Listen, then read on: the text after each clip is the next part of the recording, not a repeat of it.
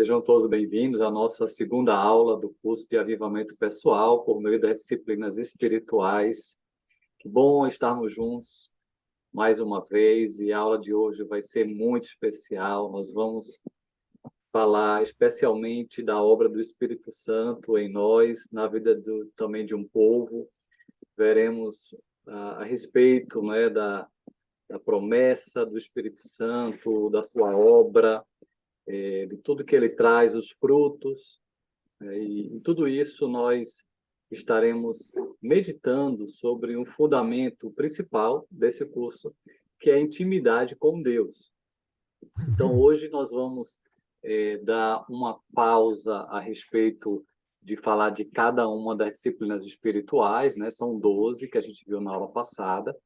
Na terceira aula, a gente volta a falar delas, mas hoje nós vamos falar sobre o próprio avivamento, né? Uma vida avivada por meio da presença de Deus, de uma intimidade com Deus, pela obra do Espírito Santo em nós e através de nós. Também teremos excelentes ferramentas para apresentar hoje. Vai ser uma aula muito abençoada em nome de Jesus. Vou colocar aqui o PowerPoint. Então, vamos lá para a nossa segunda aula. Isaías 44, está aí na tela, né? Tudo bem aí com o PowerPoint? Ok. Isaías 44, o profeta Isaías, ele falou sobre a obra do Espírito Santo.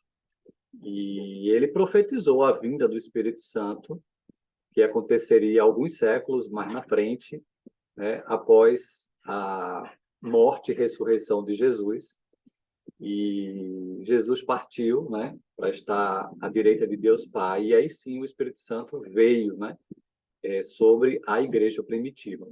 Mas o profeta Isaías, ele fala sobre a vinda do Espírito Santo, e a presença dele hoje é real, né, em nossas vidas, e é o Espírito do Senhor, né, que faz, né, toda a diferença em nossa vida avivada, né? Então, olha só o que diz esse texto de Isaías 44. Eu queria começar meditando nesse texto, versículo de 1 a 5, diz assim: O Senhor Deus diz: Escute, Israel, pois você é o meu servo, o povo que eu escolhi. Eu, o Senhor, sou o seu Criador. Eu o tenho ajudado desde o dia em que você nasceu. Israel, meu servo, não fique com medo, pois eu o amo e o escolhi para ser meu. Vou fazer com que caia chuva no deserto e com que em terras secas corram rios. Assim também derramarei o meu espírito sobre os seus descendentes e lhes darei as minhas bênçãos. Eles crescerão como a grama bem regada, como chorões que nascem na beira dos rios, ou salgueiros, né? Muitos se juntarão ao povo de Deus. Um dirá assim: Eu sou do Senhor. Outro dirá: O meu nome é Jacó. Outro ainda escreverá na sua mão: Eu pertenço ao Senhor. Amém. Então vamos meditar um pouco nesse texto. Separei 3 tópicos, né, que traz ensinos, né, do profeta para nossas vidas, né, nesse texto. O primeiro tópico que eu trago é a promessa da vinda do Espírito Santo. Então, o profeta falou que ele viria, né? Então, olha o que ele diz no versículo 3. Vou fazer com que caia chuva no deserto e com que em terras secas corram rios. Assim também derramarei o meu espírito sobre os seus descendentes. Então, é promessa do Senhor o derramamento do Espírito do Senhor sobre nós. E aí a gente se lembra de outro profeta, né, Joel, que também falou, né, sobre o derramamento do Espírito Santo sobre o povo do Senhor. Joel 2, né, o texto muito conhecido, versículo 28 e 29, também anuncia, né, a promessa da vinda do Espírito Santo. Derramarei o meu Espírito sobre todas as pessoas, de maneira, né, indistinta, né? O Espírito Santo seria derramado. Os filhos e as filhas anunciarão a minha mensagem, os velhos sonharão, os jovens terão visões, até sobre os escravos derramarei o meu espírito naqueles dias. De fato, né, essa promessa, né, do Senhor se cumpriu, né, lá em Pentecostes, né, quando o Espírito Santo veio, a igreja primitiva experimentou isso, e não só veio, né, sobre jovens e idosos, homens e mulheres, e escravos ou homens livres, mas judeus e gentios, né, o mundo gentílico, né, os pagãos também tiveram esse privilégio, né, a partir da pregação de Pedro a Cornélio e ao grupo que estava com ele, e especialmente a partir da pregação do apóstolo Paulo ao Império Romano, né? Então, Jesus também profetizou a vinda do Espírito Santo aos seus discípulos, né? Lá em João, capítulo 14, versículos 16 e 17, Jesus disse: Eu pedirei ao Pai, e ele lhes dará outro, né? Um outro, o auxiliador, né? O Espírito da verdade, para ficar com vocês para sempre. Olha que bênção, para ficar conosco para sempre. O mundo não pode receber esse Espírito, porque não o pode ver nem conhecer, mas vocês o conhecem, porque ele está com vocês e viverá em vocês. Interessante observar que no Antigo Testamento, o Espírito Santo também estava agindo, mas era diferente, né? Na Antiga Aliança, o Espírito Santo vinha até algumas pessoas, né? Especialmente os profetas, né? Que ficavam cheios do Espírito Santo e aí tinham visões e traziam palavras, né? Específicas da parte de Deus para o povo. Só que o Espírito Santo, no Antigo Testamento, ele vinha e voltava, né?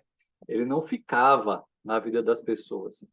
A partir do Novo Testamento, a partir do derramamento do Espírito Santo na igreja, aí sim o Espírito Santo veio para ficar na vida das pessoas. Ele vem para morar, para habitar no coração daqueles que creem, daqueles que recebem, né, a mensagem de Deus. E aí sim o Espírito Santo vem para ficar para sempre, né, conosco, né? Promessa de Jesus e de fato acontece a partir da história da igreja. Em João 16, 7 e 8, Jesus descreve um pouquinho mais sobre o Espírito Santo e sua obra. Ele diz: quando o auxiliador vier, ele convencerá as pessoas do mundo de que elas têm uma ideia errada a respeito do pecado e do que é direito e justo e também do julgamento de Deus. Então, nós sabemos que essa é a obra de convencimento do Espírito Santo na vida daqueles que ainda não se converteram, né? Então, é essa obra que faz, né, o pecador se arrepender dos seus pecados e se voltar para o Senhor, né? E após a morte e ressurreição, Jesus disse, lá em Lucas 24, 49, ele disse para os discípulos permanecerem em Jerusalém, que do alto seria derramado o Espírito Santo. Ele disse bem assim, Lucas 24, 49. Eu lhes mandarei o que o meu Pai prometeu. Olha a promessa. Jesus, lembrando da promessa lá dos profetas do passado, e agora ele também dizendo que vai mandar, né? Mas esperem aqui em Jerusalém, até que o poder de cima venha sobre vocês. O Espírito Santo vinha como dunamis, né? Como poder de Deus, presença e poder de Deus na vida dos servos do Senhor. E aí, também nós vemos já em Atos, né, Jesus também falando, né, antes da sua despedida, né, ele diz 1:8, né, texto muito famoso: quando o Espírito Santo descer sobre vocês, vocês receberão poder e serão minhas testemunhas em Jerusalém, toda a Judéia e Samaria e até nos lugares mais distantes da terra. E, de fato, o Espírito Santo vem para cumprir uma obra, né? Ele não vem só apenas com sua presença e com seu poder. Ele vem para gerar, né, em nós, os discípulos de Cristo, um propósito, né, uma missão aqui na Terra, uma vocação de anunciar, né, Cristo, anunciar a palavra do Senhor e sermos testemunhas, né, da obra de Deus e da palavra de Deus em nossos corações, né? E aí, Atos 2 vai relatar o grande acontecimento, né? No dia de Pentecostes. Deixa eu só, né, relembrar os irmãos desse momento, né, maravilhoso, né? Quando chegou o dia de Pentecostes, todos estavam reunidos no mesmo lugar. De repente, veio do céu um barulho que parecia o de um vento soprando muito forte. Esse barulho encheu toda a casa onde estavam sentados. Então todos viram umas coisas parecidas com chamas, que se espalharam como línguas de fogo. E cada pessoa foi tocada por uma dessas línguas. Todos ficaram cheios do Espírito Santo. Olha que coisa linda, né? A descrição desse momento, né? O Espírito Santo veio como um vento soprando muito forte e encheu, né? Todos os que estavam ali, e todos viram, né? Uma espécie de chamas, né? Que foram espalhadas, né? Na vida das pessoas que estavam ali presentes, né? E aí eles se tornaram ousados, né? Corajosos, intrépidos, né? Porque a presença e o poder de Deus na vida do povo os impulsionou a falar, a testemunhar com grande alegria e ousadia, né, aquilo que eles estavam vivendo, né, a partir daquele momento. Agora, é interessante falar também que o Espírito Santo não agiu só em Atos, né? Só naquele momento, a partir de Atos, né? Ou a partir de Pentecostes. Mas em toda a história bíblica, nós vemos que o Espírito Santo ele não estava quieto, né? Ele estava sempre se movimentando, né? Sempre agindo. Então, por exemplo, nós vemos lá no início, né? Lá na criação de Gênesis, né? Em capítulo 1, na criação dos céus e da terra, nós vemos o Espírito Santo já trabalhando, né? Já com seu dinamismo, né, em movimento, realizando uma grande obra. Então, olha só o que diz lá em Gênesis, capítulo 1. No começo, Deus criou os céus e a terra. A terra era um vazio, sem nenhum ser vivente, e estava coberta por um mar profundo. A escuridão cobria o mar, e o Espírito de Deus se movia por cima da água, né? E aí o Espírito Santo, né, esteve ali junto com o Pai e o Filho, né, criando todas as coisas, né? O Espírito Santo esteve na criação, né? E da onde não existia nada passou a existir. Então, olha como o Espírito Santo agiu no início, mas o Espírito Santo agiu ao longo de toda a história, né? E também até o fim o Espírito Santo vai agir, como está descrito lá em Apocalipse, né? No último capítulo da Bíblia, né? No primeiro e no último. No último capítulo da Bíblia, no capítulo 22 de Apocalipse, também fala da ação, do movimento do Espírito Santo agora na criação de um novo céu e nova terra, né? Então nós estamos, né, nós observamos essa obra do Espírito Santo. Olha o que diz lá em Apocalipse 22:17. O Espírito e a noiva dizem, venha. Aquele que ouve isso, diga também, venha. Aquele que tem sede, venha. E quem quiser, receba de graça da água da vida. Então, o Espírito Santo, né, está com a noiva, com a igreja, né, chamando, né, e oferecendo, né, de graça, né, a água da vida, né? Olha que maravilha. E Jesus falou, né, que aquele que cresce, né, do seu interior fluiriam rios de água viva, né? Então isso ele falando do Espírito Santo, né, que viria, né? Então, o que é que podemos dizer diante disso, né? O Espírito Santo está em movimento em todos os períodos da história humana, em toda a história da igreja, né? Claro, né? Principalmente, né? Na história da igreja, a sua ação e obra sempre estiveram presentes e vai estar até o fim, né? E quando o Espírito Santo age com poder na vida de um povo, na vida de uma pessoa ou de um povo, grandes coisas acontecem. Então, ao longo da história, nós vemos relatos, né, de grandes avivamentos, né, que geraram muita intimidade com Deus, sede pela palavra, santidade, mas não foi apenas algo para si, né? O povo que viveu, né, um avivamento do Espírito, né, também se tornou um povo extremamente frutífero, né? Evangelizando, salvando vidas, né? E grandes coisas acontecendo, né? Então, ao longo da história da igreja, começa, né, com o avivamento em Pentecostes, com a vida do Espírito Santo, mas o Espírito Santo continua agindo, né? E em alguns períodos da história nós vemos ele agindo com mais intensidade, não que ele nunca para de agir, né? Na vida dos servos do Senhor. Mas existem algumas épocas, né, que ele age com mais intensidade, né? Trazendo muito mais resultados, né? E aí, vou destacar alguns, né? Foram vários, né, avivamentos que aconteceram ao longo da história da igreja, mas só destacar alguns mais recentes, né? O avivamento inglês do século XVIII, que aconteceu após uma vigília de oração feita por 60 jovens em Oxford, no último dia do ano de 1739. E lá estavam dois jovens, né, que se tornaram, né, grandes avivalistas, como John Wesley e George Whitefield, né, que são dois homens de linhas até doutrinárias um tanto diferentes, né? Um mais arminiano, o outro mais calvinista, né? Mas juntos, né, e eram amigos, eles abalaram, né, a Inglaterra com esse avivamento, com a pregação da palavra, né, que impactou, né, e também influenciou a própria história da Inglaterra, né? Tamanho resultado que trouxe, né, esse avivamento, né?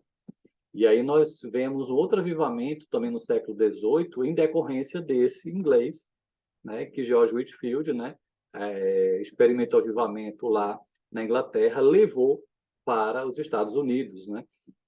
E aí foi chamado de primeiro grande despertamento, né? E os maiores avivalistas desse avivamento foi George Whitefield, né? E Jonathan Edwards, né? E inclusive Jonathan Edwards, com uma pregação muito famosa, né?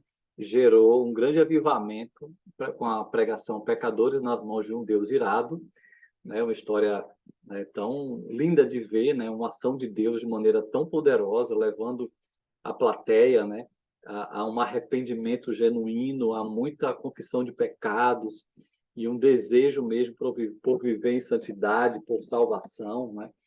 Então, coisas maravilhosas aconteceram por meio desse avivamento americano no século XVIII. E aí, no século XIX, ocorre um segundo grande despertamento, como resultado de fervorosas reuniões de oração.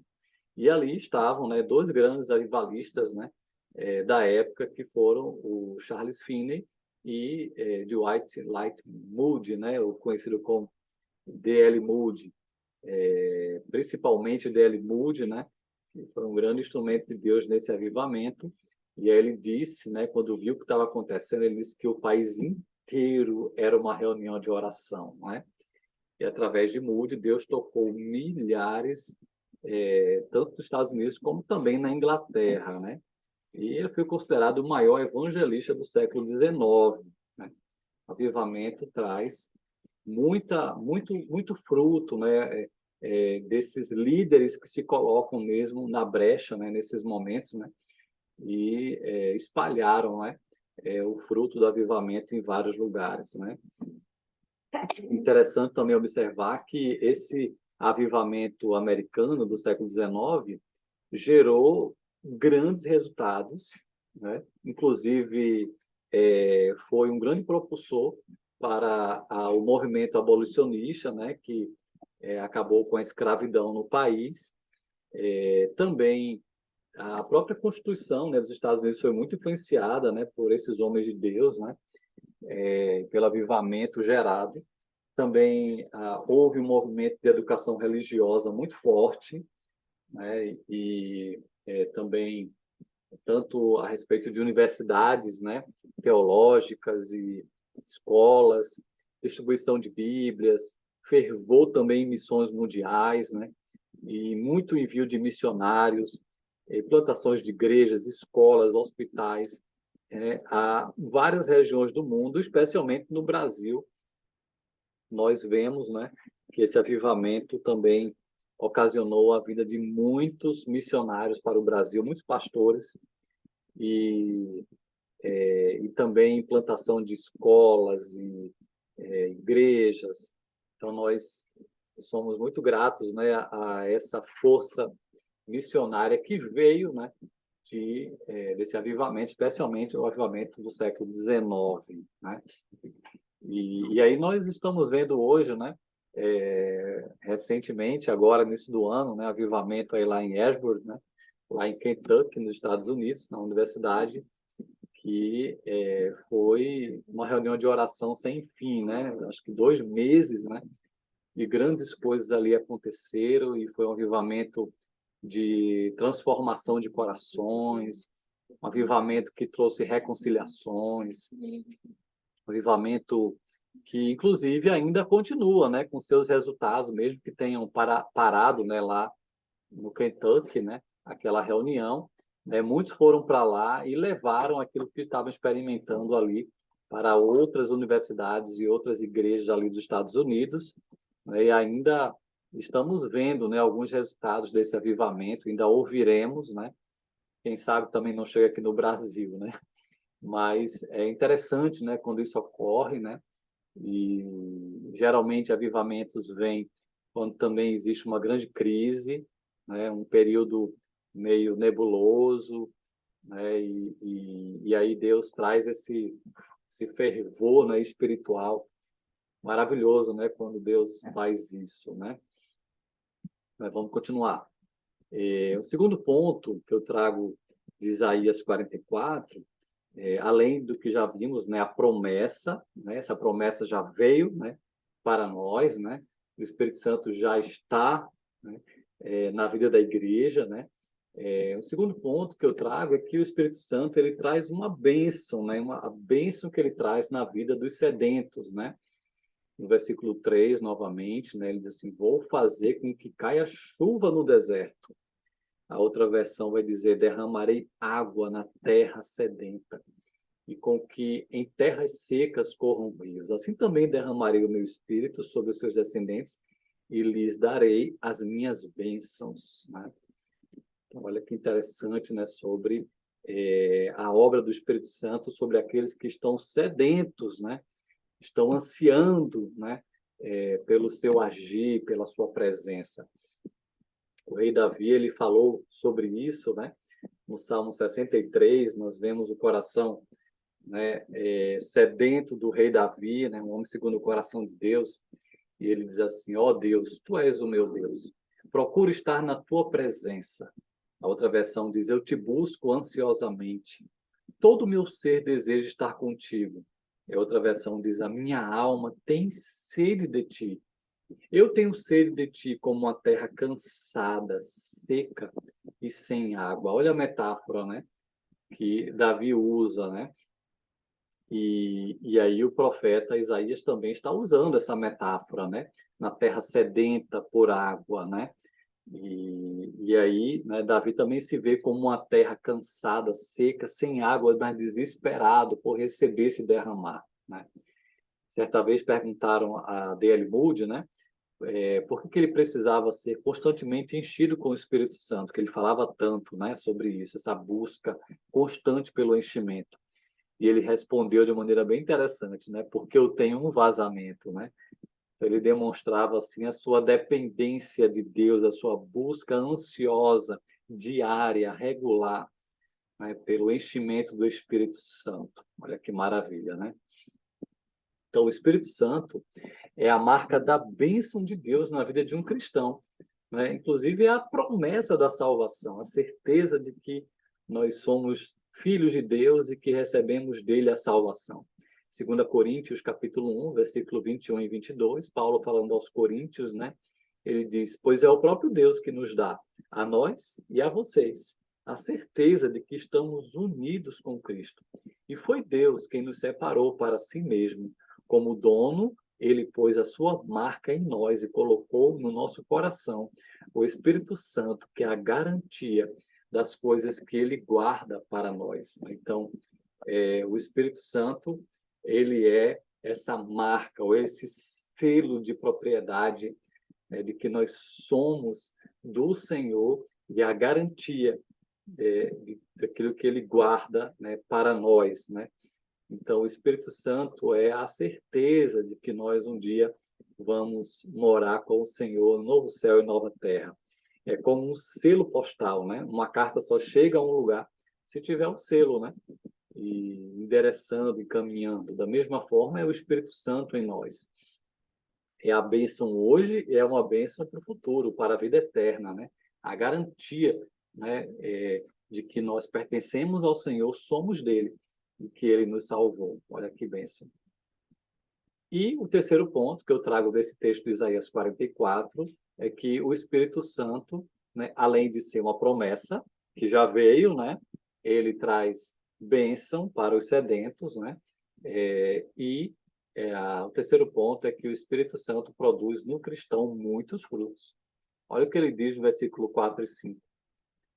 Eles, que receberão, né, o Espírito Santo, eles crescerão como a grama bem regada, como chorões, né, ou salgueiros, né, que nascem na beira dos rios. Muitos se juntarão ao povo de Deus. Um dirá assim: eu sou do Senhor. Outro dirá: o meu nome é Jacó. Outro ainda escreverá na sua mão: eu pertenço ao Senhor.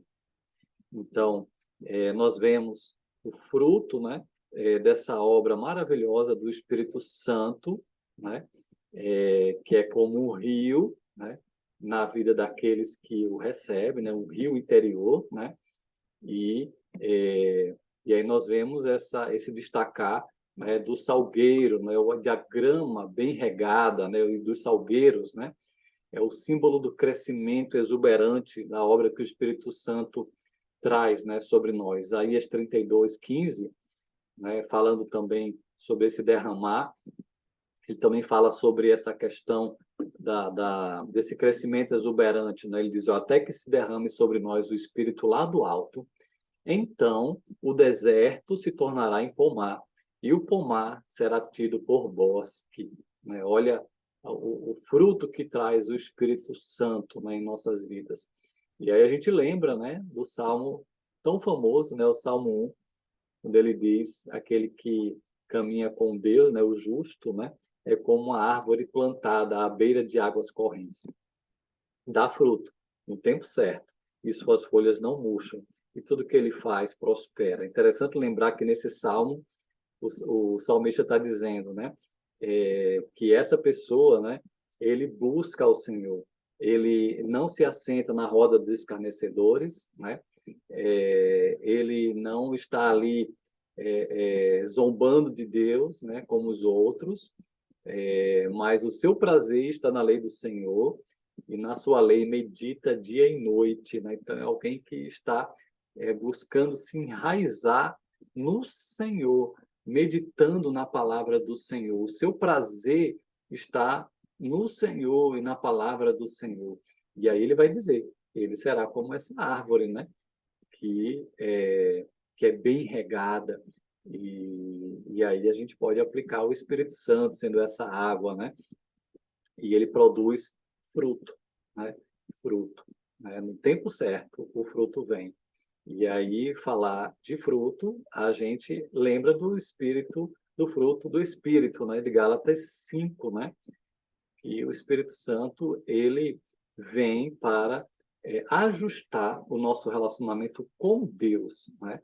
Trazendo santidade, trazendo transformação interior, como nós vimos aí no vídeo que a gente passou na aula passada. O poder de Deus transforma, né, alguém que tinha um coração duro em um coração rendido, alguém que vivia no pecado e alguém que agora busca santidade, alguém que conhecia o ódio passa a viver o amor, alguém que só conhecia a violência passa a buscar a paz. Então, o fruto do Espírito é amor, alegria, paz, longanimidade, benignidade, bondade, fidelidade, mansidão, domínio próprio. Então, é interessante ver essa obra do Espírito Santo, que é uma obra interior, né? E também exterior. Então, no interior, né, transforma o nosso coração, né? Transforma o nosso caráter.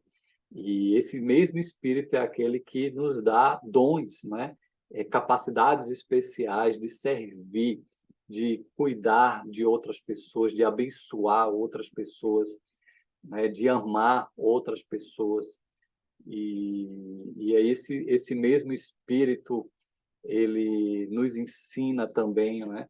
Na palavra do Senhor, né, o Espírito da verdade, e esse mesmo Espírito nos leva a frutificar, né, e fazer discípulos, que testemunhar do Senhor, que é a nossa missão, nossa vocação, né?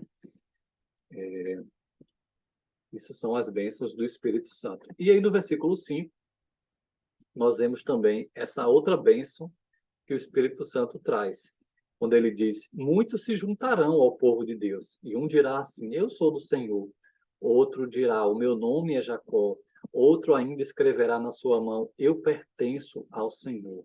Então aqui retrata, né, a disposição de pertencer a Deus e de se identificar com o seu povo, né? Porque a alegria vai ser tão grande, a honra, o privilégio, né, de ser é, filho de Deus e conhecido como povo do Senhor, em que as pessoas terão alegria de dizer, né, e honra e privilégio de pertencer ao Senhor e de pertencer ao povo do Senhor, né? Como ele diz aqui, ó, um dirá: eu sou do Senhor, ou seja, a alegria dele dizer: eu sou do Senhor, eu pertenço ao Senhor. E outro dirá também, com alegria, com exultação: meu nome é Jacó, né? Eu pertenço ao Senhor, ele escreverá na sua mão, né? E esses muitos que se juntarão, né, a gente sabe que é tanto do povo judeu como dos gentios, né, que confessarão o nome do Senhor, né, e dizer: eu pertenço ao Senhor.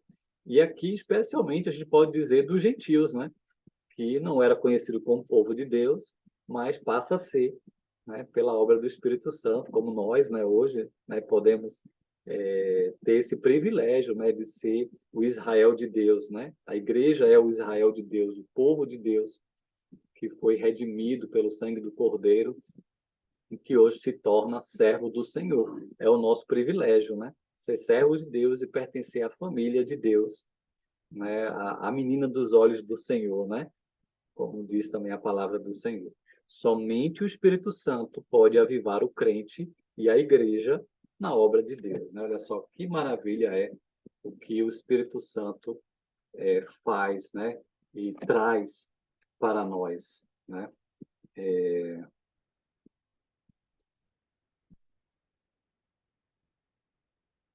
Ok, vamos lá. Ok, eu vou dar uma pausazinha, tá? A gente vai já voltar, mas nesse primeiro momento eu queria ouvir, né? Quem quiser falar um pouco daquilo que a gente falou até aqui, né, sobre esse texto de Isaías e aquilo que o Espírito Santo faz, né, a obra maravilhosa do Espírito Santo, e como nós dependemos, né, do Espírito Santo na nossa vida. Se alguém quiser fazer um comentário, eu vou beber uma aguinha.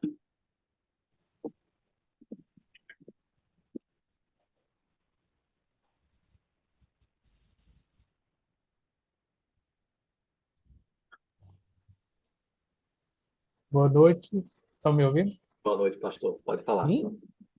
Houve um acontecimento há pouco tempo nos Estados Unidos Uhum, e vocês ouviram falar, né, que muitas pessoas foram para lá uhum, e quero conversar, perguntar para vocês, assim, eu creio que houve ali um mover de Deus ali. O uhum. que vocês acham?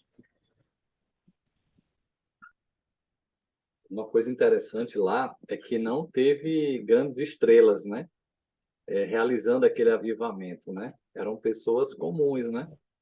Pessoas simples, mas que tinham o hábito de buscar a Deus, né? E Deus resolveu, né, fazer algo diferente ali, né? O que vocês acham, gente?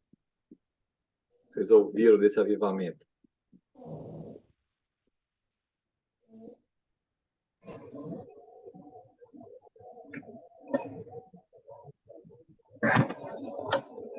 Pastor Pastor Daniel, tudo bem? Alexandre, boa Diga. noite. Boa noite.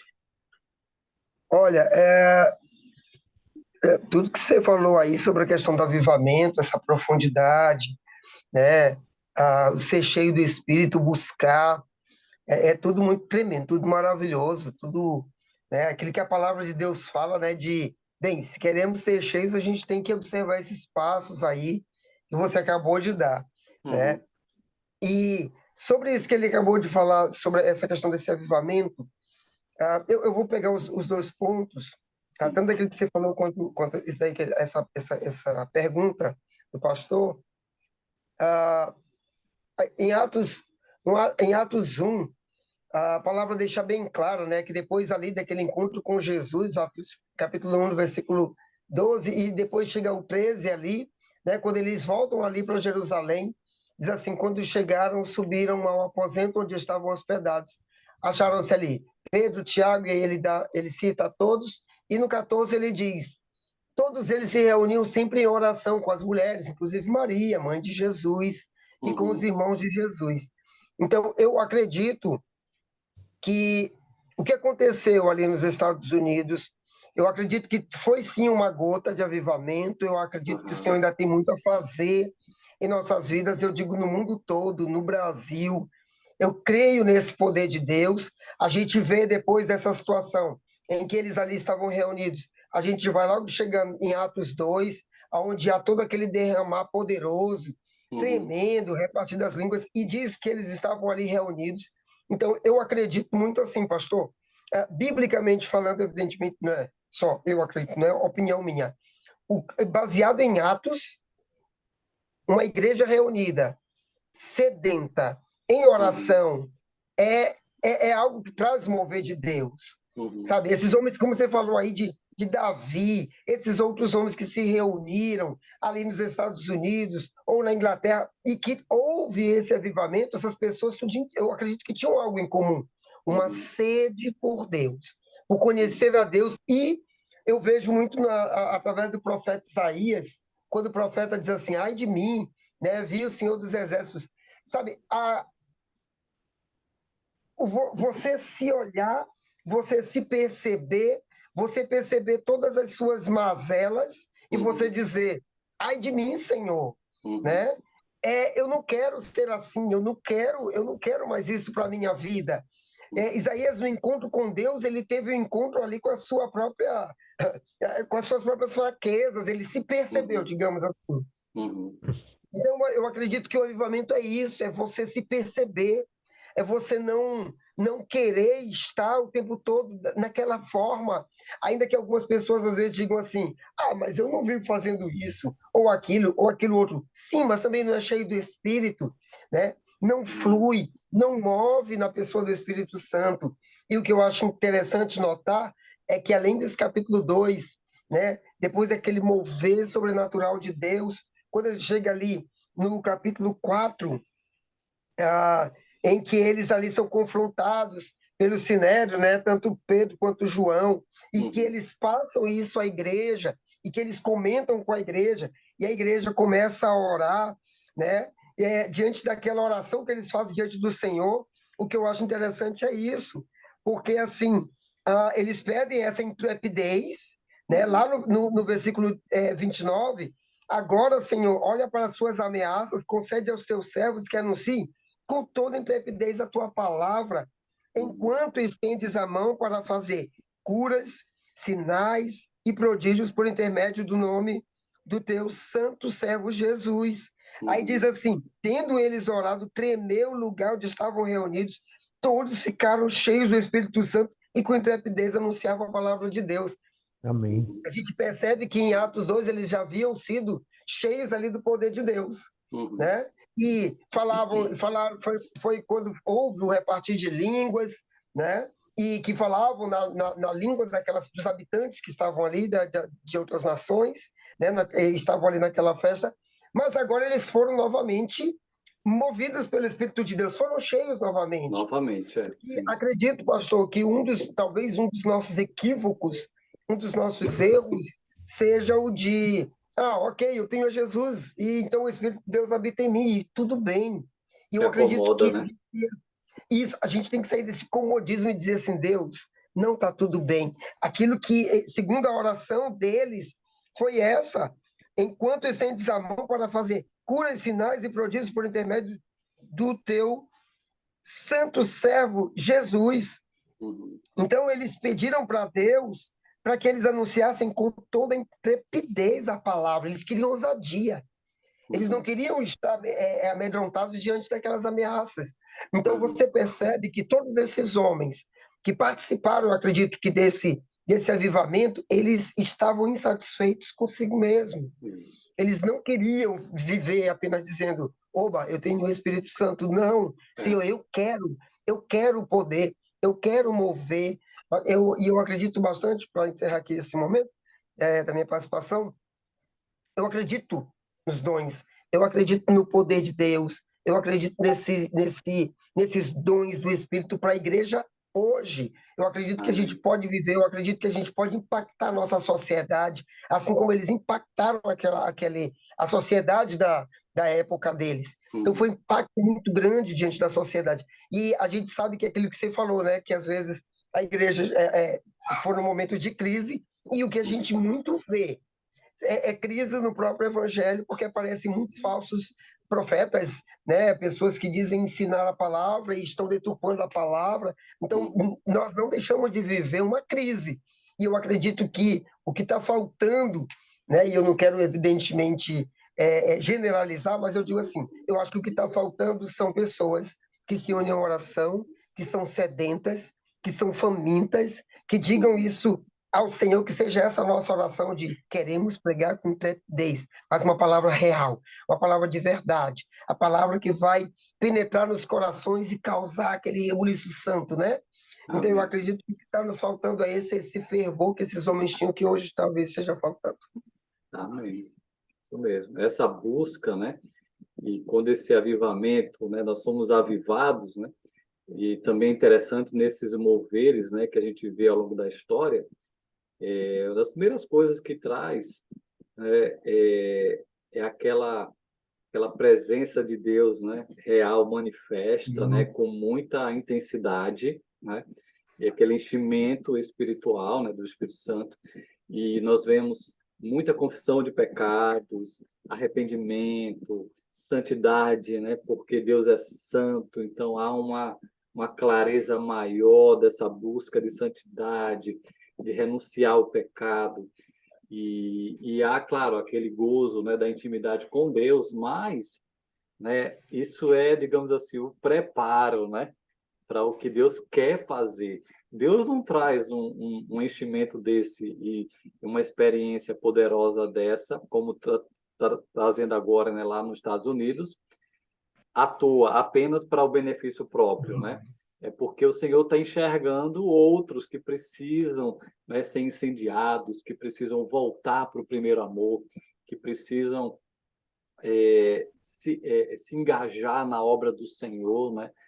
Com fervor e não como apenas uma obrigação, apenas como um peso, uma tarefa, né? Mas como uma alegria, né? Como a gente viu aí Isaías dizendo, né? De pertencer ao Senhor, de fazer parte da sua obra, né? Então, eu creio que nós podemos ser avivados pessoalmente. Eu vou contar um pouco de mim no próximo encontro, né?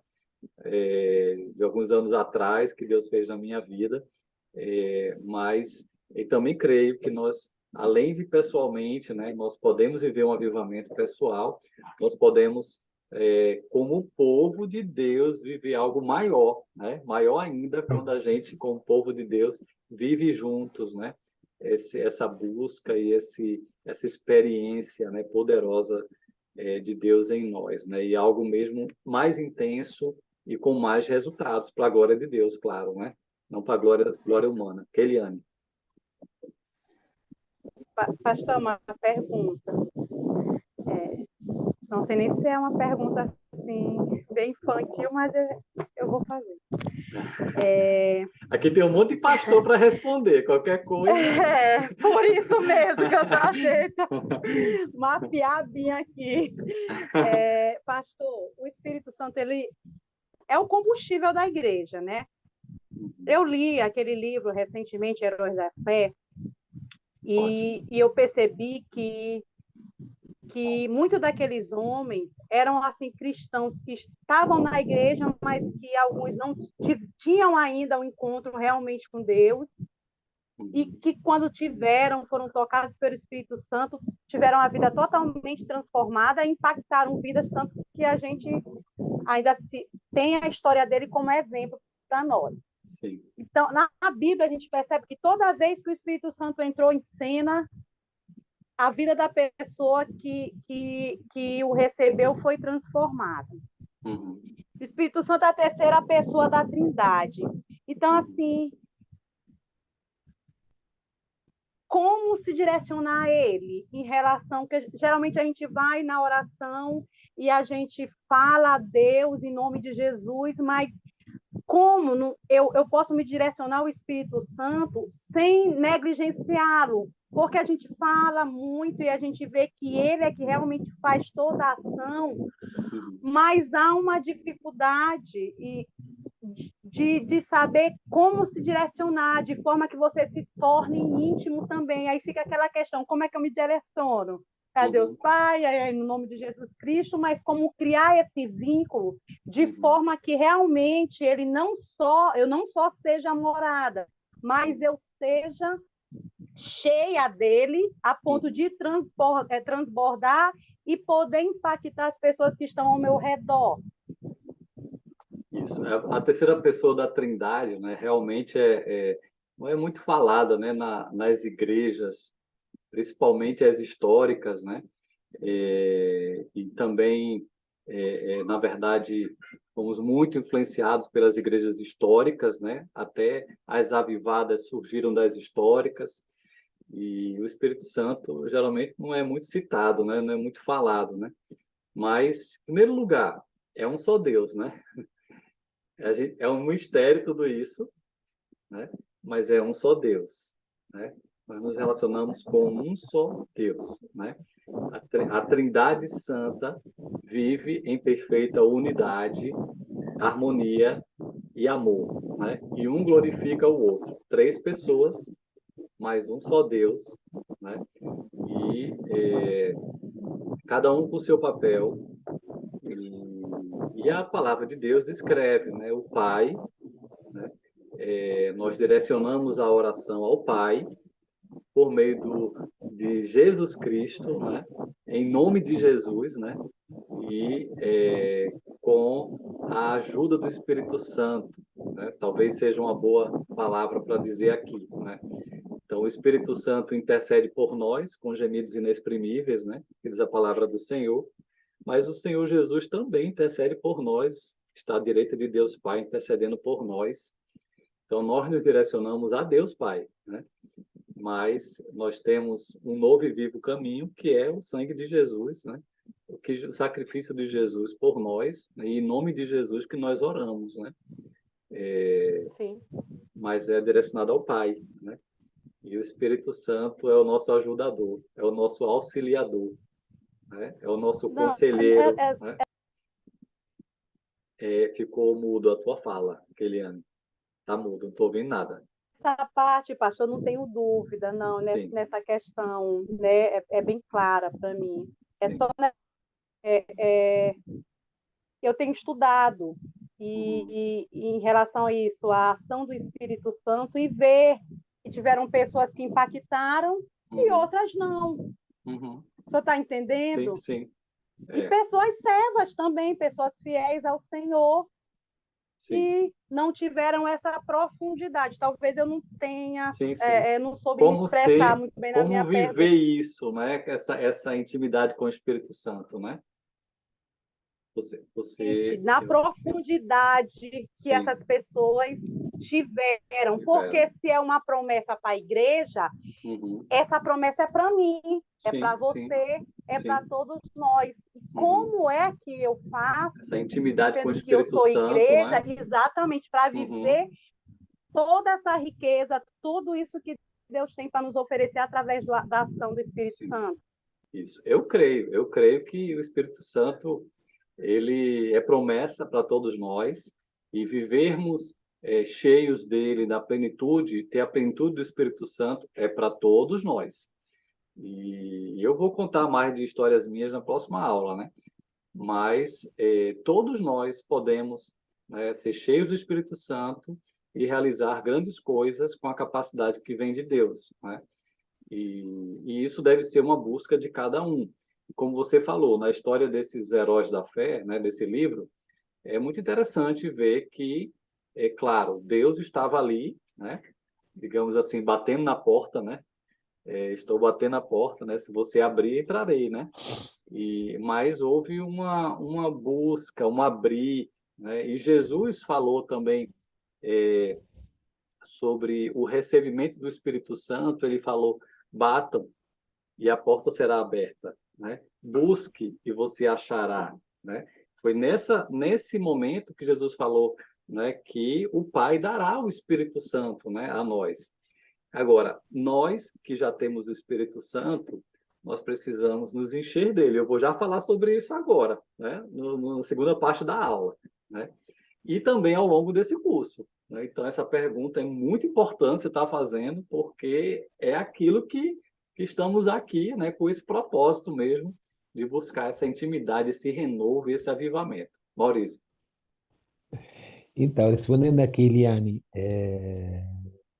eu acredito que o Senhor determina a hora e o momento. Uhum. A nossa, a nossa obrigação é buscá-lo.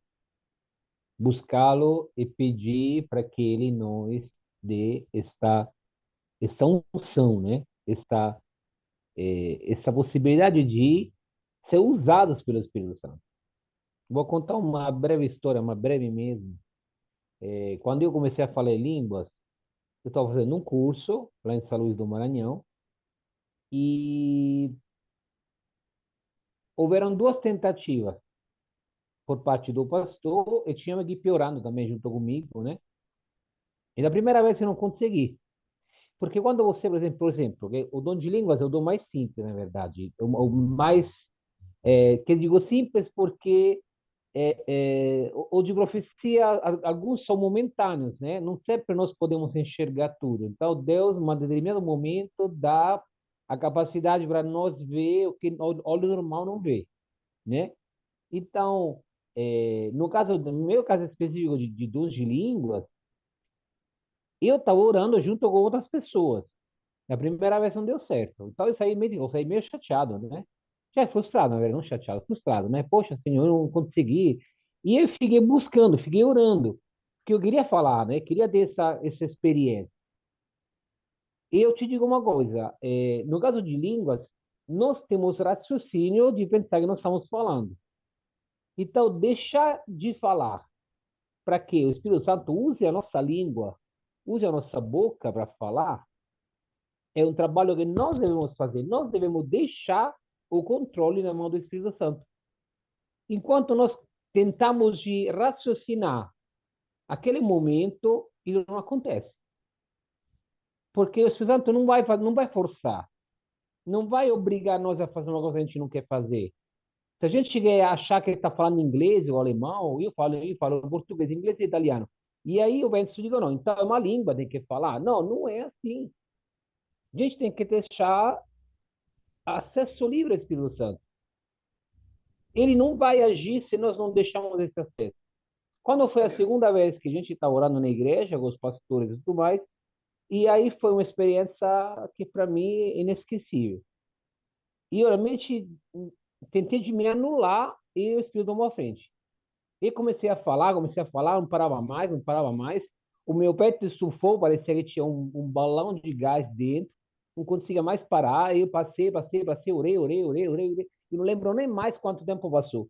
Quer dizer, quando ele pega o controle, aí você vai saber que você não é nada, que é ele que tomou o controle, que ele que decide quando, como, por quê. Então, nós precisamos só nos dispor orar para dizer, Senhor, dizer, Deus, o Senhor me usa, Senhor, estou aqui, Senhor, quero que o Senhor me use, né, até do Espírito, através da sua palavra. Isso fundamentalmente, não tem. O último que decidiu, eu sempre digo, é Deus. Deus decidiu quando e como. A intimidade com Deus não existe uma fórmula em si, não é? Existe uma busca, existe uma entrega, existe uma rendição, né? E existe uma intimidade que você alcança, né, pela tua busca e pela vontade do Senhor, em que a gente Exatamente. seja íntimo, né, dele e tenha uma comunhão mais profunda. né? E essa Com certeza. comunhão vai se manifestar, né, de alguma forma, né? Cada coração, ela vai se manifestar. Então, eu queria voltar para a aula, porque Sim, porque é super discussão, né? maravilhoso, mas a Essa gente vai discussão, embora. ela vai entrar, né, várias vezes, né? E aqui é uma plataforma para a gente aprender uns com os outros também, né? E a experiência pessoal nossa não pode virar uma doutrina, né, para ninguém, né? Obviamente. Mas são alguns exemplos interessantes para a gente ver, né? Mas não existe tantas fórmulas assim para a nossa intimidade com Deus. Existem Ah, princípios, busca, né? E esse curso vai falar de muitas dessas buscas, né? E como ela se manifesta, né? De algumas disciplinas espirituais que a gente estamos falando aqui e vamos aprofundar nessa temática. E o meu assunto da segunda parte da aula vai explicar mais algumas coisas nesse sentido do Espírito Santo, de ser então íntimo do Espírito Santo. Mas a Amanda vamos queria pedir aos falar alguma irmãos coisa para aqui. esperar mais um pouquinho para depois fazer intervenção. Deixa eu Vamos só esperar. perguntar se a Amanda tem algo. Se a pergunta dela for muito longa, eu respondo depois. Se for algo rápido ou o comentário que ela quiser fazer, se for rápido, tranquilo. Vai lá, Amanda. Você tá Não estamos mutada. ouvindo.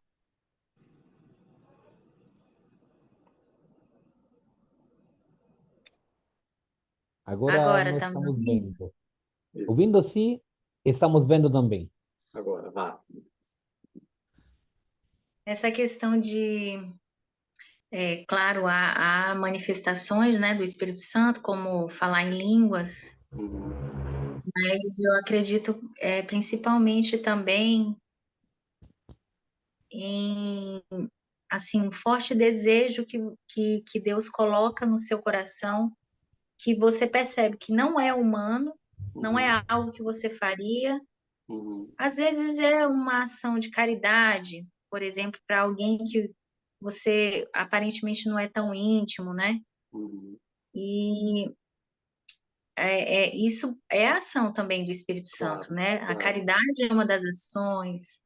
É. Você ter paciência no momento que ninguém teria paciência, Fruto do Espírito, né? né? Sim. Os frutos do Espírito, exatamente, os frutos do Uhum. Espírito. É somente isso que E eu os ia falar. dons, né? Como você falou, né? De servir o próximo, é manifestação de alguém, né? Que está em intimidade com Deus, está antenado, né? Está sendo guiado, né? Ótimo. Excelente. Vamos voltar que ainda tem mais coisa aqui interessante para a gente falar. Deixa eu voltar aqui.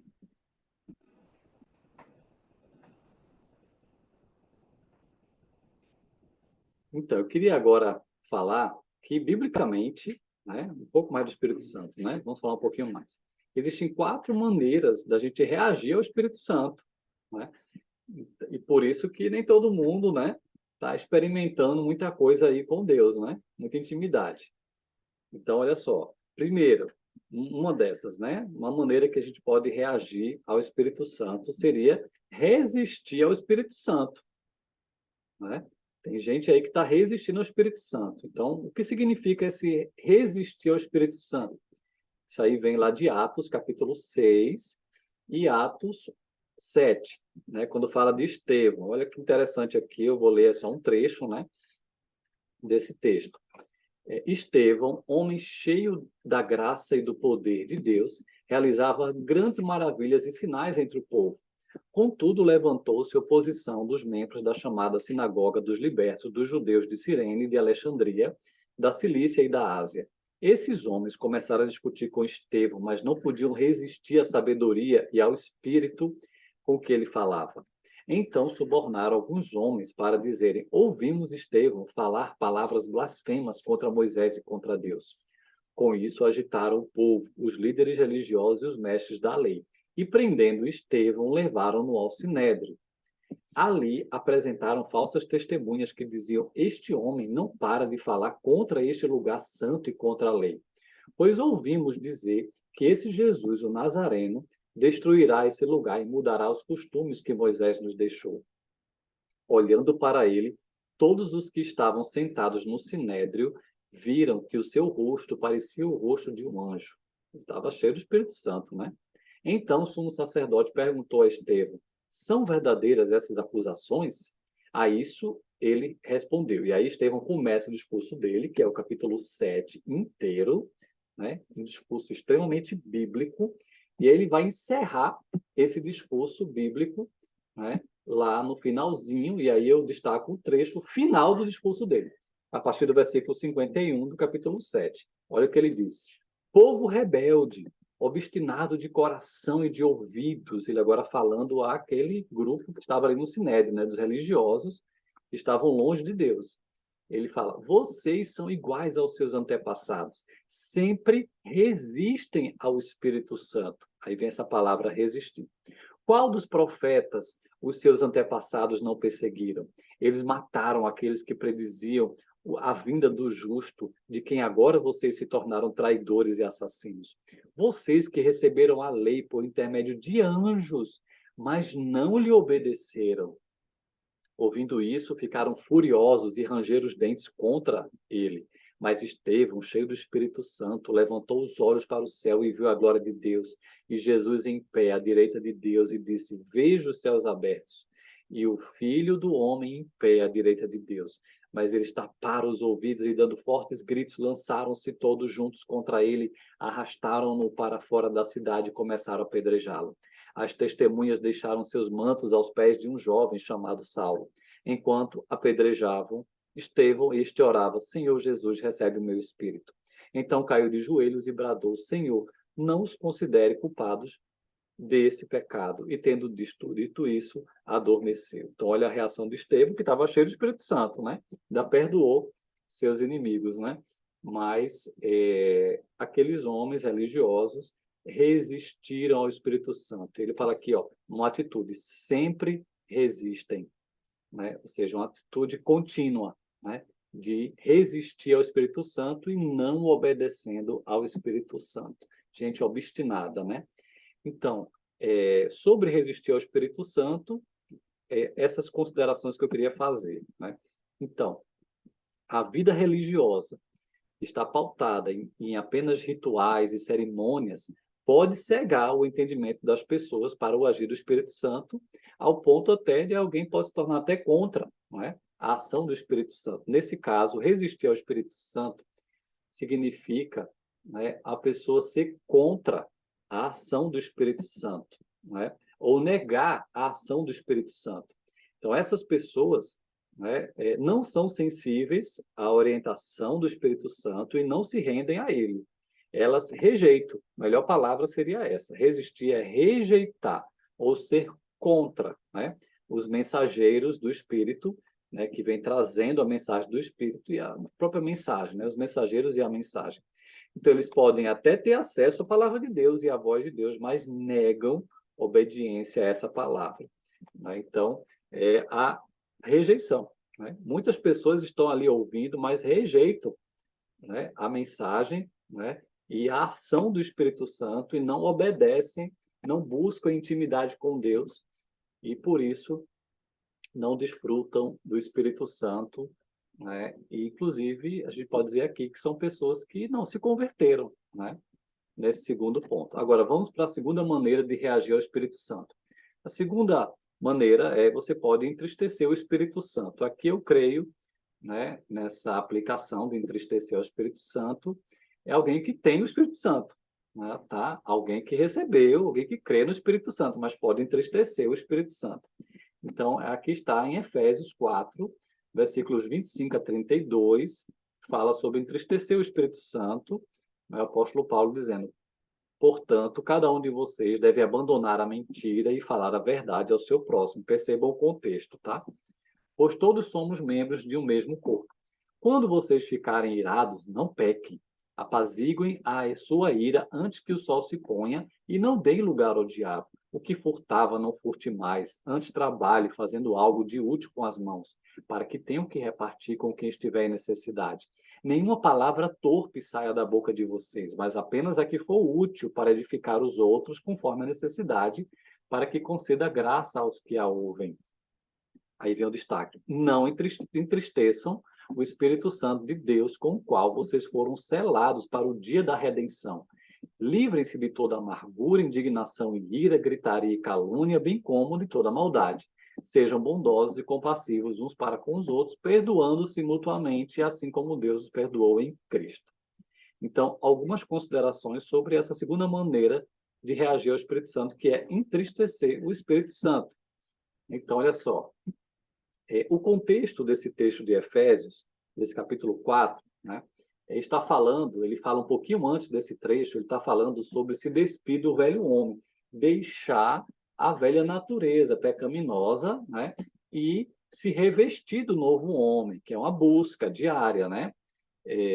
Então, nós entristecemos o Espírito Santo quando vivemos ainda pecando, né? Quando estamos pecando, né? Ou seja, quando não matamos o velho homem, a velha natureza, né? Que deve ser uma busca diária, né? Então, o significado de entristecer é o mesmo que causar dor ou aflição ao Espírito Santo, né? Então, o Espírito se entristece, né? Ele sente, né, uma dor quando a gente permanece vivendo em pecado, né? Então, ele é envergonhado com as nossas ações. Então, quando os crentes se recusam a mudar os velhos caminhos do pecado para os caminhos justos da nova vida.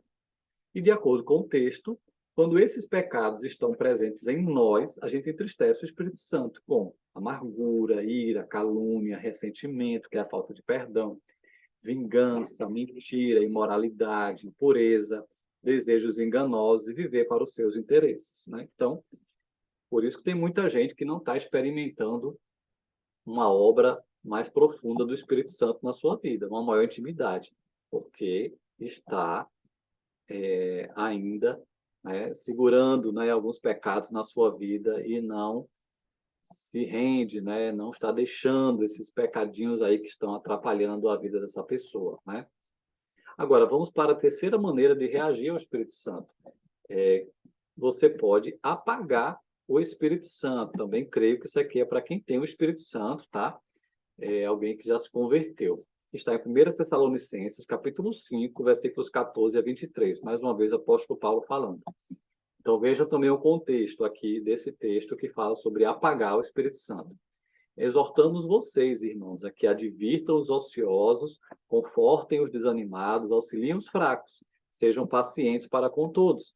Tenham cuidado para que ninguém retribua o mal com o mal, mas sejam sempre bondosos uns para com os outros e para com todos. Alegrem-se sempre, orem continuamente, deem graças em todas as circunstâncias, pois esta é a vontade de Deus para vocês em Cristo Jesus. Aí vem, não apaguem o Espírito. Não tratem com desprezo as profecias, mas ponham à prova todas as coisas e fiquem com o que é bom. Afastem-se de toda forma de mal. Que o próprio Deus da paz os santifique inteiramente. Que todo o espírito, alma e corpo de vocês sejam preservados irrepreensíveis na vinda do nosso Senhor Jesus Cristo. Então, algumas considerações sobre a terceira maneira de reagir ao Espírito Santo, apagá-lo. Então, veja bem, apagar ou extinguir, né, o Espírito Santo é quando ele deixa de queimar em nossos corações por não darmos espaço para o seu agir e direção. Né? Então, algumas atitudes nossas, né, que a gente impede o Espírito Santo de agir, dirigir a nossa vida, né, como se tivesse, né, ele quer, né, ser aquela chama, mas com nossas atitudes, algumas atitudes, a gente está abafando essa chama, né, essa ação dele em nós. Então, atitudes, né, que vão apagando a ação do Espírito Santo em nós, como, por exemplo, a gente viu lá no texto, no contexto onde tem esse apagar o Espírito Santo, deixar de edificar os irmãos na fé, retribuir o mal com o mal, não ter vida de oração, né? Ingratidão, desprezar as profecias da palavra, ensinamentos da palavra de Deus, né? E aí o fogo do Espírito de Deus não deve ser abafado pelo pecado e nossas más atitudes, né? Então, são algumas, tanto a segunda maneira como a terceira maneira de reagir ao Espírito Santo tem algumas semelhanças, né? O Espírito Santo não está, de fato, agindo em plenitude na vida da pessoa, né? Em outras palavras, é isso que está acontecendo. Agora, existe uma quarta maneira, né? Aqueles que querem profundidade, intimidade e ver grandes frutos na sua vida, precisa reagir dessa quarta maneira, que a gente sabe muito bem, né, que é ser cheio do Espírito Santo. Mas vamos pensar bem um pouco sobre isso, né? Você pode ser cheio do Espírito Santo. É acessível a todos nós. Então, vamos ver esse texto de Efésios 5, de 5 a 14, né? O apóstolo Paulo, no capítulo anterior, né, ele fala, né, que a gente pode entristecer. Já no capítulo 5, ele vai falar, né, sobre ser cheio do Espírito Santo. Mas olha bem o contexto. Ele disse assim, olha, nenhum imoral, ou impuro, ou ganancioso, que é idólatra, tem herança no reino de Cristo e de Deus. Ninguém os engane com palavras tolas, pois é por causa dessas coisas que a ira de Deus vem sobre os que vivem na desobediência. Portanto, não participem com eles dessas coisas, porque outrora vocês eram trevas, mas agora são luz no Senhor. Vivam como filhos da luz, pois o fruto da luz consiste em toda bondade, justiça e verdade. E aprendam a discernir o que é agradável ao Senhor. Não participem das obras infrutíferas das trevas, antes exponham-nas à luz, porque aquilo que eles fazem oculto, até mencionar, é vergonhoso, mas tudo que é exposto pela luz torna-se visível, pois a luz torna visíveis todas as coisas. Por isso é que foi dito, desperta, ó tu que dormes, levanta-te dentre os mortos e Cristo resplandecerá sobre ti. Continuando. Tenham cuidado com a maneira como vocês vivem, que não seja como insensatos, mas como sábios, aproveitando ao máximo cada oportunidade, porque os dias são maus. Portanto, não sejam insensatos, mas procurem compreender qual é a vontade do Senhor. Não se embriaguem com vinho, que leva à libertinagem, mas deixem-se encher pelo Espírito, falando entre si com salmos, hinos e cânticos espirituais, cantando e louvando de coração ao Senhor, dando graças constantemente a Deus Pai por todas as coisas em nome do nosso Senhor Jesus Cristo. Sujeitem-se uns aos outros por temor a Cristo. Então, a quarta maneira de reagir ao Espírito Santo é se deixar encher pelo Espírito. Algumas considerações. Olha bem, o enchimento do Espírito Santo, de acordo com esse texto, vem com certas atitudes e a prática das disciplinas espirituais, como, por exemplo, louvor e adoração. A gente vê isso no texto, né? Deixem-se encher pelo Espírito Santo, cantando, louvando, né? Então, buscando a Deus através de algumas disciplinas espirituais, né? Como louvor e adoração, a própria busca, né? Pelo enchimento, que deve ser uma busca, né? O tempo, né? De busca, com temor, né? Com temor, submissão a Deus e também uns aos outros. De alguém que está vivendo um ambiente de submissão às pessoas, que não está em guerra, não está em briga, né? E alguém que está tendo demonstração de temor a Deus, né? Com gratidão ao Senhor, né? Então, aí nós vemos algumas atitudes básicas de alguém que está buscando ser cheio do Espírito Santo. E aí, olha que interessante. Antes de falar do enchimento, ele está falando da embriaguez. Ele compara, né? A embriaguez, né? O enchimento, né? Você se encher de álcool, né? Com o enchimento do Espírito Santo. Veja bem, a embriaguez, né? Gera um controle da mente, não é isso? A pessoa que se enche de álcool, ela passa a ser controlada pelo álcool. Ela passa a andar diferente, falar besteira, né? O raciocínio se perde, porque o álcool começa a controlar a pessoa, não é assim? E ela começa a reagir de maneira diferente por causa do álcool. Agora, e o enchimento? O enchimento do Espírito Santo também tem a ver com controle. Assim como o álcool quer controlar a pessoa que se embriaga, né? O Espírito Santo deseja controlar a nossa mente, coração e atitudes, né? Ele quer nos controlar, né? Então, o Espírito Santo, ele traz, né? Algo novo em nosso coração, né? Quando nós somos cheios dele, né? Ele traz propósito diferente, a gente passa a andar na luz, né? Porque ele está falando sobre andar na luz, ser filho da luz, e também traz resultados diferentes, conforme nós já vimos aí em Gálatas 5, né? O fruto do Espírito Santo, os frutos do Espírito, como é chamado, né? Então, de fato, é isso que o Espírito Santo traz na vida daquele que se enche. E ele está falando, ele está dando uma ordem, né? O imperativo, deixem-se encher pelo Espírito, sejam controlados pelo Espírito. Deixem ele conduzir você, né? Se renda a ele, deixa ele, né, te encher, né, te conduzir, né?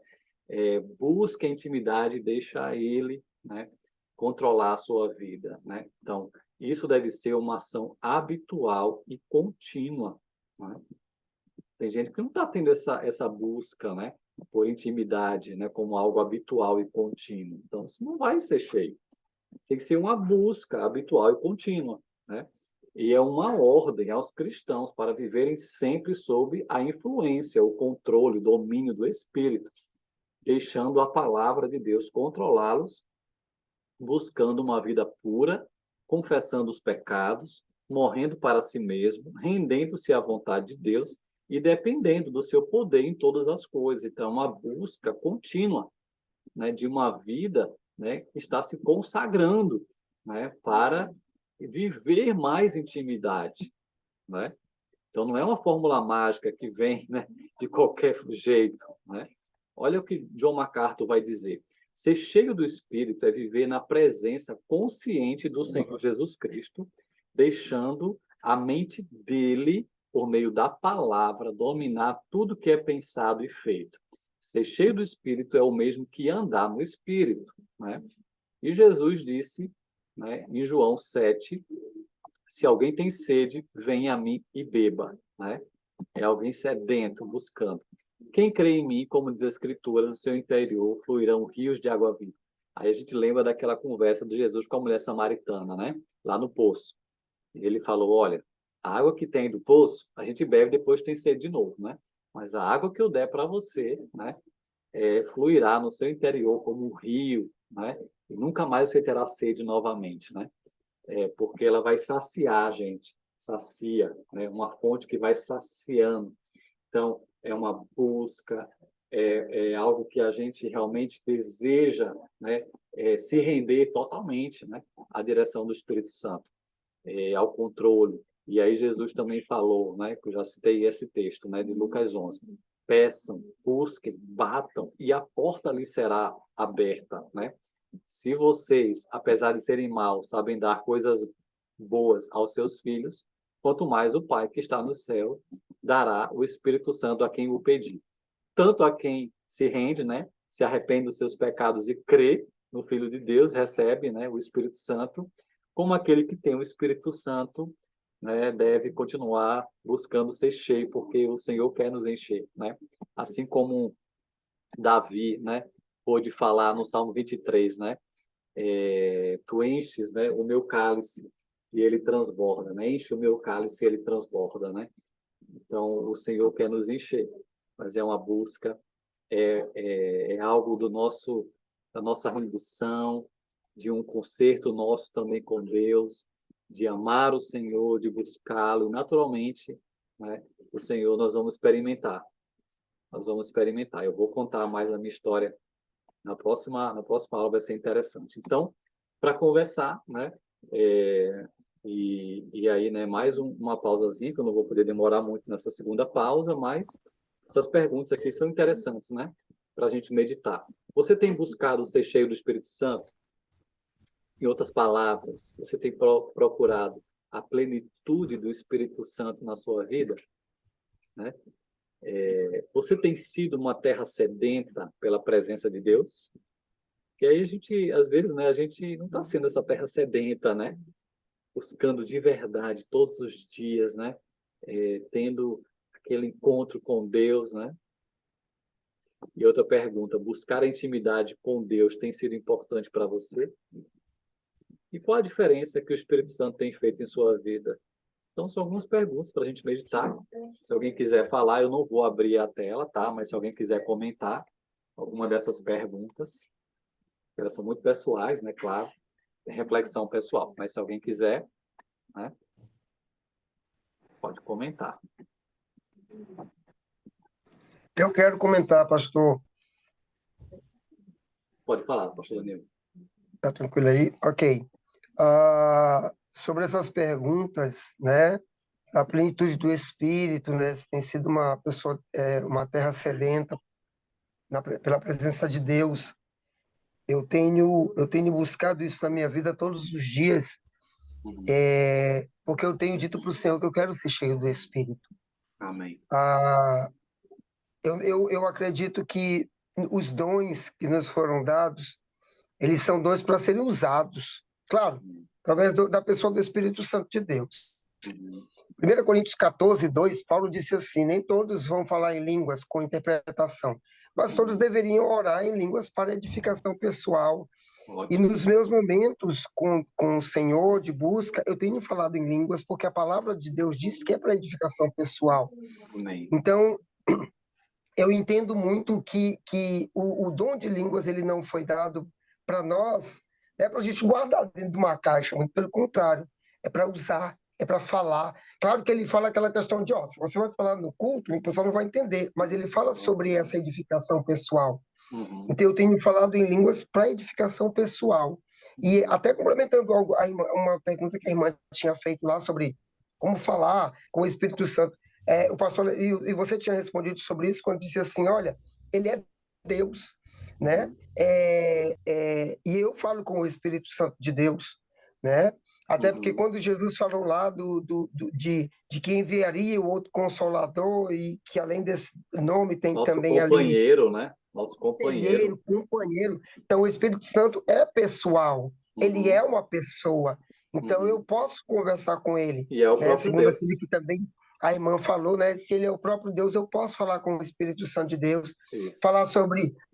Eu sei que ele sabe, mas falar sobre as minhas fraquezas, abrir meu Uhum. coração, falar Uhum. abertamente, né? O que às vezes está lá dentro, como chateação e tudo mais. E eu vejo que dessa forma o Senhor ele vai operando em nós para aqueles frutos que o pastor acabou de falar, né? Uhum. Até porque o salmista diz que ele não resiste a um coração quebrantado, né? Uhum. Então, é isso que o salmista fala, eu guardo muito para minha vida, e eu digo, Senhor, a tua palavra diz que tu não desprezará um coração quebrantado. Então, eu tenho buscado isso, pastor, Ótimo. quebrantar meu coração, sempre não esperar que Deus, Senhor, tu me sondas e tu me conheces, tudo bem, então tu sabe tudo. Não, falar para Deus tudo, abrir meu coração, falar, Espírito Santo de Deus, eu quero ser cheio de ti, eu quero que tu me enchas. E, como Paulo também disse, que quando a gente fala em línguas, a mente fica frutífera, mas, porque eu não estou sabendo, né, no caso da Aham. interpretação, mas eu encho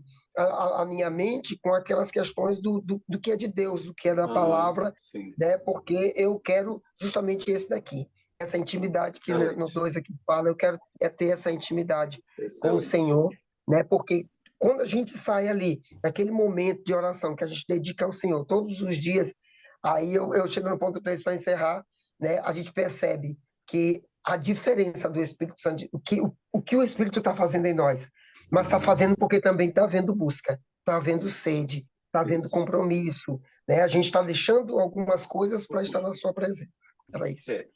Excelente, pastor, excelente. E aí, é como a palavra diz, enchimento. Às vezes a gente não está se enchendo do Espírito Santo porque a gente já está cheio de outras coisas.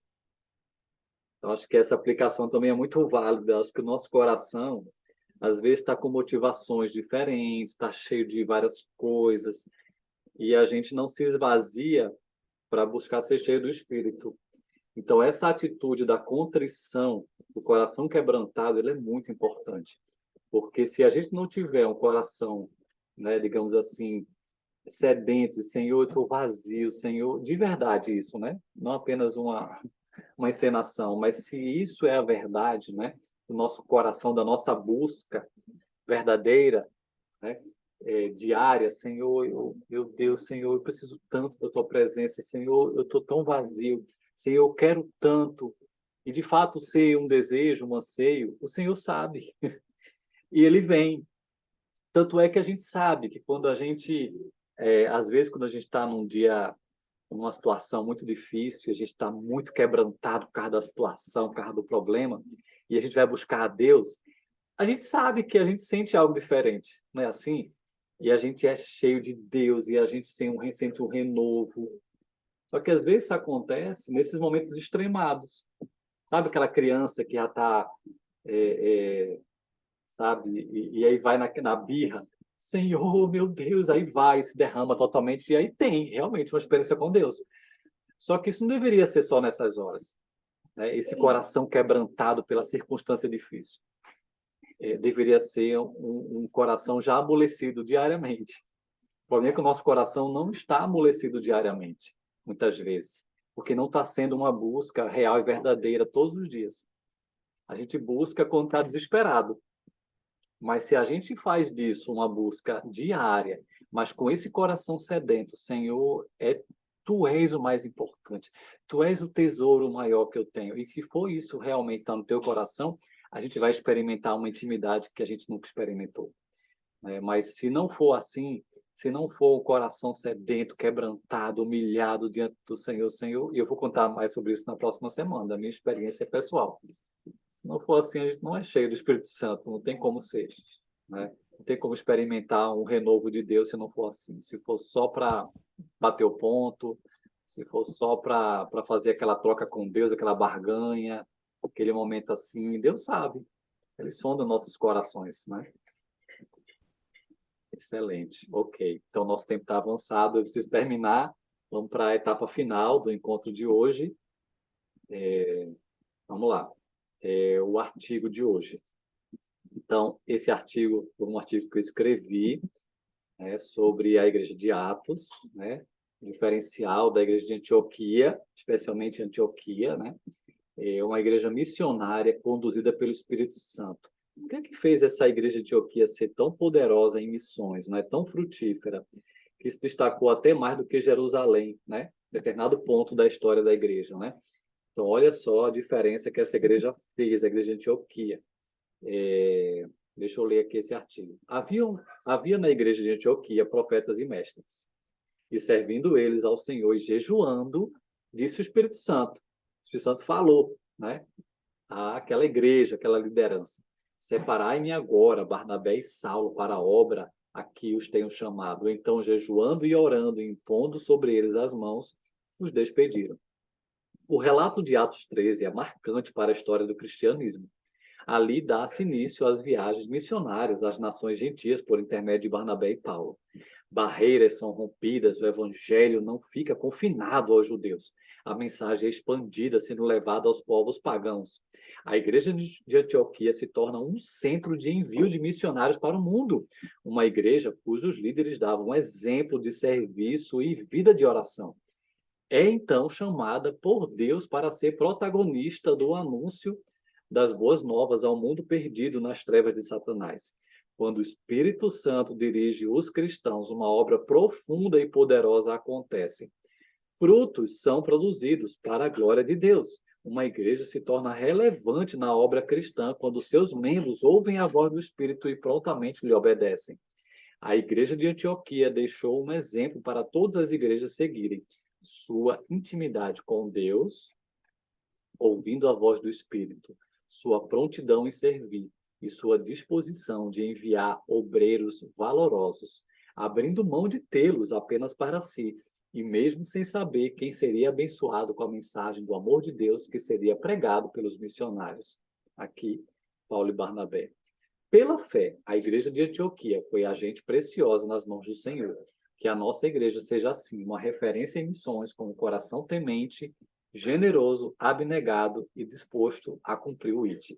Então, falando de alguns avivamentos, Antioquia viveu um avivamento missionário porque eles ouviram, né, o Espírito Santo jejuando e orando, servindo ao Senhor, e o Espírito Santo, né, convoca então aquela igreja para enviar os seus melhores, né, para a obra missionária. Ok, vamos lá. Ilustração de hoje. Contam que um cristão foi visitar e passar uns dias com uma família de amigos que morava em um lugar distante e remoto. Quando ele chegou na casa, era noite, e o que mais chamou a sua atenção era que a luz ali era muito fraca, mesmo que tivesse uma grande e linda lamparina bem no centro da sala. No dia seguinte, no período da noite, foram jantar, e todos ficaram admirados, porque a luz da lamparina brilhava bem forte. Mas ninguém entendeu o que tinha acontecido. Até que o visitante cristão disse: é que percebi que o vidro da lamparina estava sujo. Daí peguei um pano molhado, lavei o vidro e a luz ficou mais forte e brilhante. Para que a lamparina dê melhor luz, é necessário que se limpe o vidro diariamente. É possível que a luz seja muito boa dentro da lamparina, porém, quando a lamparina está suja, ela não brilhará por fora. Então, essa é a ilustração, né? Interessante, né? Precisamos deixar o pecado e buscar realmente a Deus, que aí sim a luz vai brilhar. A luz está lá, né? Quer brilhar, precisa brilhar, né? Em nós e através de nós. Ferramenta de hoje. A ferramenta de hoje é, novamente, uma avaliação pessoal da nossa identidade, né? O que é que sobressai sobre nós? O que é o alicerce da nossa identidade? Ser servo ou ser filho de Deus? Então, uma diferença. É claro que nós somos chamados para servir, mas a nossa identidade deve ser de filho de Deus, amado por Deus, que tem comunhão com Deus, porque o serviço é consequência de alguém que, de fato, né, tem uma identidade firmada em ser filho amado do Pai. Então, olha só que interessante, né? Isso aqui é uma ferramenta de David Cornfield. Então, ele traz, né, algumas áreas, né, de diferença e ele vai comparar alguém que tem identidade de servo, baseado em ser servo, e alguém que tem identidade baseada em ser filho. Olha que diferença. O primeiro aspecto, o seu valor. Então, quem tem a identidade baseada em ser servo?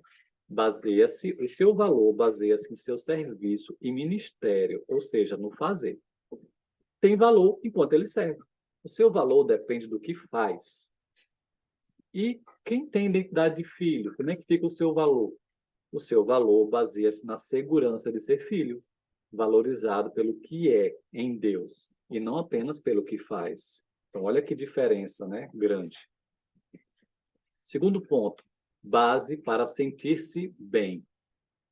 Quem tem identidade de servo se sente bem no ser útil e agradar as pessoas. Mas quem é filho se sente bem em ser amado por Deus, sentir o prazer do Pai em si mesmo. Olha que diferença. Terceiro ponto, conhecimento. Identidade de servo. Sobre conhecimento. Precisa saber o que fazer, não precisa entender os propósitos por trás de suas ações. E como filho, o pai revela os seus propósitos. O filho entende o coração do pai.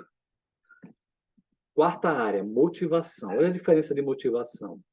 Identidade de filho é a obrigação, cumpre o que deveria fazer. Às vezes, compulsão de produzir ou de agradar as pessoas. E quem tem identidade de filho, qual a motivação dele? A alegria, porque ele participa com o pai em seu trabalho e seus propósitos. Ele quer agradar o pai, essa é a motivação dele. Quinto aspecto, o propósito da sua existência. Olha que diferença. Identidade de servo é trabalhar, ser produtivo e obter resultados. Mas quem tem identidade de filho, qual o propósito? Ser companheiro do seu pai, né? O Senhor, e crescer para ser como ele. É bem diferente, né? Continuando. Sexta área, o tipo de relacionamento. Quem tem identidade de filho é um relacionamento contratual com Deus, né? Cumpre o serviço em troca de benefícios de Deus. Mas quem tem identidade de filho, né, o seu relacionamento é de aliança com Deus, né? Relação de família, intimidade com o pai, carinho, afeto, amor, alegria e celebração. Vamos para o 7, aproximação emocional, né? Quem tem identidade de servo se aproxima de Deus emocionalmente distante do seu chefe. Deus é o chefe, é só o patrão. Mas quem tem identidade de filho, na verdade, compartilha o espírito, a herança e os sofrimentos do pai, né? Então, a aproximação emocional, né, é como quem tem um pai. 8. Consequências da desobediência ou de não agradar. Olha as reações. Quem tem identidade de servo, né, quando está diante de uma desobediência, né, ele se sente alguém que é rejeitado, punido, afastado, mandado embora, né? Já quem tem identidade de filho, né, quando é disciplinado, entende que é disciplinado pelo pai para ser restaurado, né? Agora, a nona área, relação do seu trabalho com o do seu superior. Então, quem tem identidade de servo é fazer o que o seu chefe lhe mandar fazer. Muitas vezes fazendo aquilo do que não gosta, subordinado, sem voz, sem poder de decisão. Mas quem tem identidade de filho é fazer o que o pai está fazendo, é uma parceria. O direito de expressar seus sentimentos e perspectivas, né? Existe, é um diálogo com o pai, né?